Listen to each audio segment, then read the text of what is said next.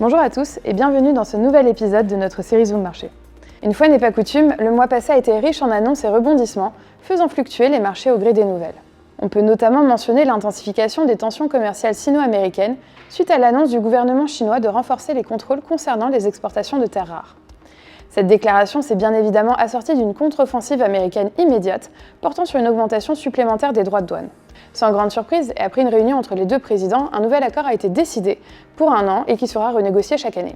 Pékin a précisé que cette suspension s'appliquerait aux restrictions mises en place le 9 octobre dernier, mais sans toutefois mentionner les précédentes.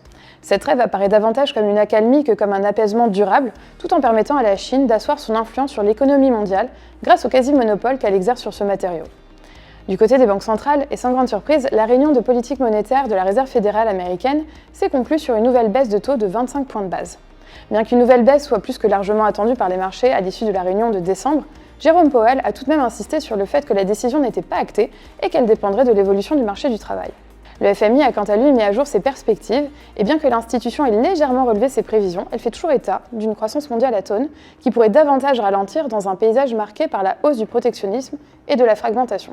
En France, le feuilleton politique du mois d'octobre nous a réservé bon nombre de rebondissements entre la démission de Sébastien Lecornu et sa réinvestiture presque immédiate avec la formation d'un nouveau gouvernement. Malgré 2 votes de confiance, le gouvernement Lecornu 2 a échappé à la censure, lui permettant ainsi de présenter son projet de loi de finances pour 2026. Toujours en France, et après Fitch le mois dernier, ça a été au tour de l'agence S&P de dégrader la note de la France de AA- à A+, avec un mois d'avance sur la date initiale. Pour autant, cet événement n'a eu que peu d'impact sur les taux longs français, confirmant ainsi que la situation dégradée des finances publiques ainsi que l'incertitude politique sont largement prises en compte par les marchés. Malgré le shutdown aux États-Unis, les bourses américaines ont renoué avec de nouveaux records, davantage portés par l'anticipation d'un nouvel assouplissement monétaire de la part de la Fed que par les craintes liées à une absence de budget. Sur le CAC 40, les investisseurs ont aussi préféré voir le verre à moitié plein, l'absence de dissolution de l'Assemblée nationale et l'espoir d'un accord sur le budget ayant permis à l'indice d'aller lui aussi chercher son record historique à 8271 points.